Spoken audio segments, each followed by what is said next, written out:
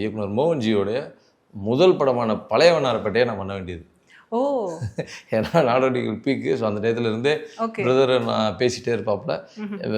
என் brother office பக்கத்தில் ஆஃபீஸும் போட்டிருந்தாப்புல, பேசிகிட்டு இருப்போம்.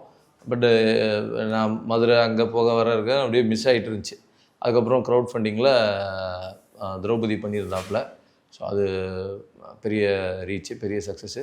ஓகே நான் பார்த்துட்டு விஷ் பண்ணியிருந்தேன், சந்தோஷம் பிரதர் வந்துட்டீங்க அப்படின்ட்டு. அதுக்கப்புறம் அடுத்தடுத்த படங்கள் நம்மளையும் பார்ப்பார், விஷ் பண்ணுவாப்புல. பிக் ஷோ பார்க்குறது வைக்கிறது அப்படின்னு. இவரும் நம்மளுடைய இதுவும் அவருடைய இதை நான் பார்த்துட்டு இது பண்ணிகிட்டே இருப்பேன். நான் நல்லா ஒன்று பண்ணணும்னு. அது இது வரைக்கும் நான் சரித்திர படம் நடித்ததே கிடையாது.